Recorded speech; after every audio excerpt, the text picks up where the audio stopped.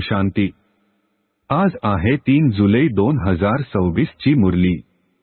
महावाक्य आहे, गोड मुलांनो, तुम्ही या ड्रामाच्या अर्थात विश्व नाटकाच्या आदिमध्यंताला जाणता। तुम्हाला बाबाद्वारे ज्ञानाचा तिसरा नेत्र मिळाला आहे, म्हणून तुम्ही आस्तिक आहात।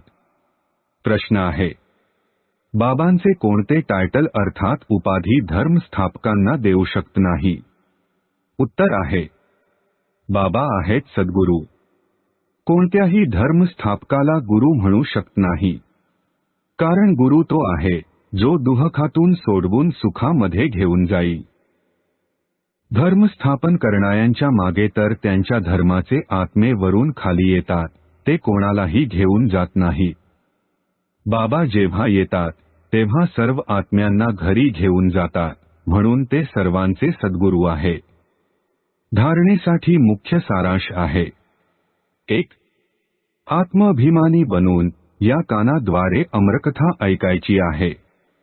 ज्ञानाची भूभू अर्थात ज्ञानदान करून स्वतः सारखे बनविण्याच्या सेवेमध्ये व्यस्त राहायचे आहे। 2.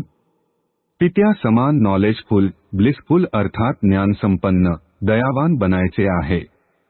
सोमरस प्यायचा आहे आणि पाजायचा आहे। आजचे वरदान आहे, मायेच्या विघ्नांना एखाद्या खेळाप्रमाणे अनुभव करणारे मास्टर विश्वनिर्माता भव। स्पष्टीकरण आहे, जसे एखाद्या वडीलधाऱ्या व्यक्ती समोर छोटी मुले आपल्या बालसुलभ निष्काळजी वृत्तीमुळे काहीही बोलून टाकतात, किंवा एखादी अशी वेगळी कृती जरी करतात, तेव्हा वडीलधारे समजतात की ही निरपराध निरागस लहान मुले आहेत, काहीही परिणाम होत नाही। तसेच तुम्ही जेव्हा स्वतःला मास्टर विश्वनिर्माता समजाल, तेव्हा मायेची विघ्ने छोट्या मुलांच्या खेळाप्रमाणे वाटतील।